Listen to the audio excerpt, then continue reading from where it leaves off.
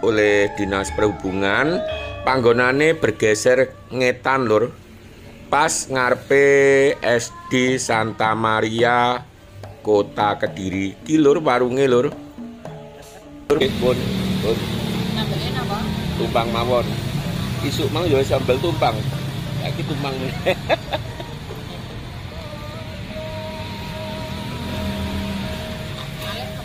Napa nih? Sampun, sampun.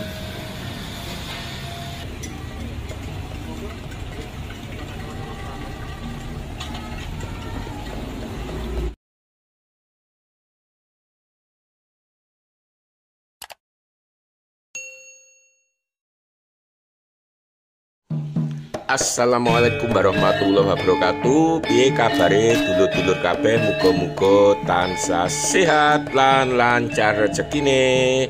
Iki aku neng Jalan Diponegoro, tepate neng ngarepe SMP Negeri 1 Kediri, adep-adepan karo gedung Bea Cukai Kota Kediri lur.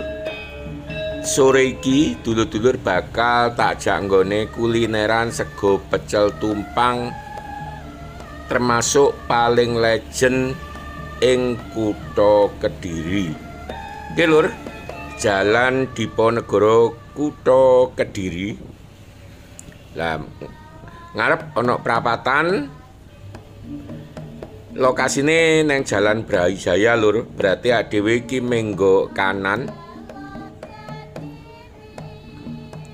Yen kiri ku Kampung Balurti, lagi Jalan Basuki Rahmat lur, wilayah kantor pemerintah Kota Kediri, kanan jalan. Ketok grumbul-grumbul iki. Terus ngarep iku prapatan Jalan Doho. Jadi yen prapatan lurus iku Jalan Doho lur. Yen arah ngiri, tapi ade gak oleh menggok ngiri lur, iku Jalan Hayam Wuruk. Jalan Brawijaya iku prapatan Jalan Doho iki menggok nganan lur. Komplek kanan jalanku gedung BI utawa Bank Indonesia Kota Kediri lur. Ki apa wilayah kang gak tau sepi, ora isu awan to bengi padha ramene, bakal rame maneh yen akhir minggu, Jumat, Sabtu, Minggu. Ya dhewe wis masuk Jalan Brawijaya Kota Kediri lur. Kene iki yen saya suwe saya rame. Iki jam pira kuwi 5 kurang titik lur. Dadi yo dimaklumi yen kamerane rada gelap lur, pancen sore. Lah bukane warunge ya sore soale. Diarani warung sego tumpang pecel bureki lur. Sejatine warung ki wis tau tak vlog setahun kepungkur kira-kira. Nalika iku lokasine se ana sisih kulon cedhak jembatan Brawijaya. Terus ana penataan tempat oleh Dinas Perhubungan. Panggonane bergeser ngetan lur, pas ngarepe SD Santa Maria Kota Kediri. Ki lur warunge lur, ana lukisan grafiti nek dinding. Ki lur pembeli dilalah kaya lanang-lanang kabeh ki paling dikongkon bojone iki. Ki lur ki kondisi warunge bureki iki sing ngedep saiki wis turun putra lur, anake. Cuman iki bakule jukuk wong liya lur sing ngedoli.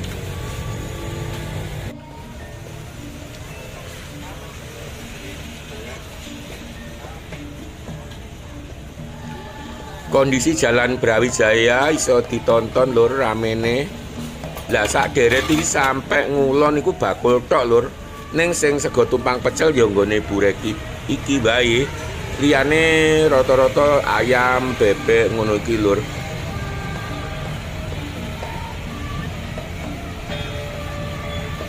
Iki mang dilalah sing tuku kok padha cowok-cowok bapak-bapak. Iki lho kondisi sore hari Jalan Brawijaya yen tak tonton saka spot warunge Bu Reki. Warung sego tumpang pecel legend. Iki aku sengaja carry lur, laku pesen tak sepil situasine ono sing lesehan lur. Dadi ono sing linggo nang meja sisih kulon, lah sisih hitanku dibeberne kloso lur. Lesehan. Iki lho saiki aku arepe pesen lur.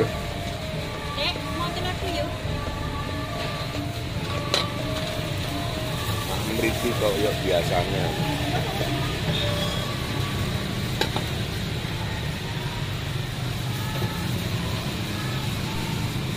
Kulupe suweger, godhong telo, kates terus cambah. Ki lawane lur sundukan-sundukan sate puyuh.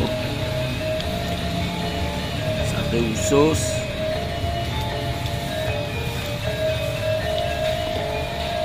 Telur.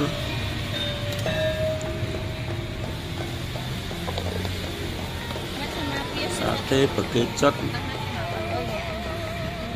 Lah masih sing lemu kan iki, Kak?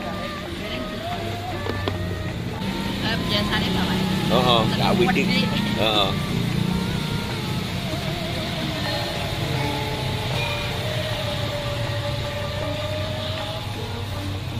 Nggih, ampun.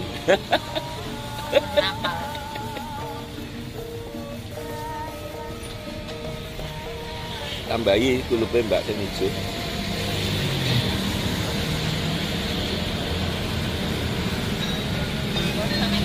Nggih, pun. Sambelnya napa? Tumpang mawon. Isuk mang yo sambel tumpang. Saiki tumpang.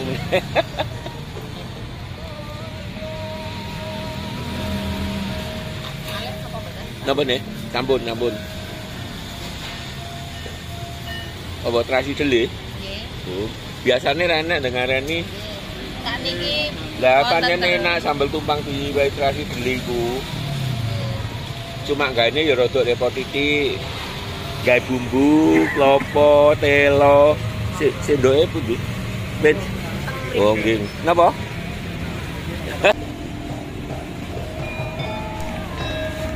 Iki lho penampakane sego pecel tumpang Bu Reki. Cuma aku ya nek kene seneng aku sambal tumpang tok lho, gak campur pecel. Sambelnya bekloto. Terus biyen tahu tok saiki ketambahan terasi dele lur. Jadi lawe peyek tahu terasi dele. Kulupe ju lur seger mesti dong telo. Terus kates pasrahan karo cambah ki mau. Sambelé mlekotrok lur. Tapi pedesnya dibanding biyen ki wis disuda lur. Mergo akeh konsumen sing ngewahi saran supaya pedesnya dikurangi. Bismillahirrahmanirrahim.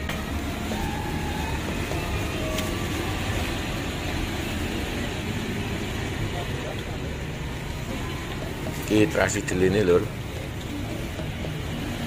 Termasuk khas.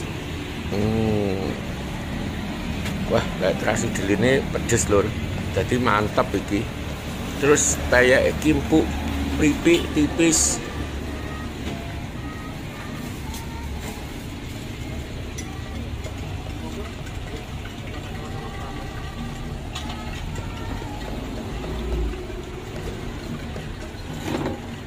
Monggo.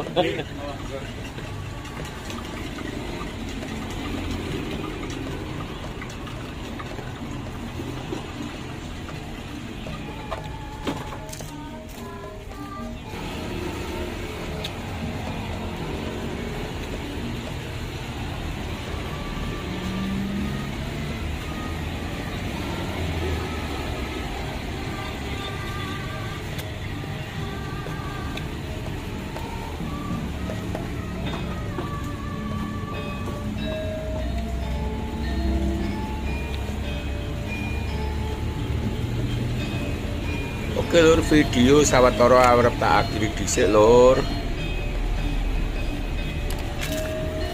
Sampai sakmene dhisik. Wassalam.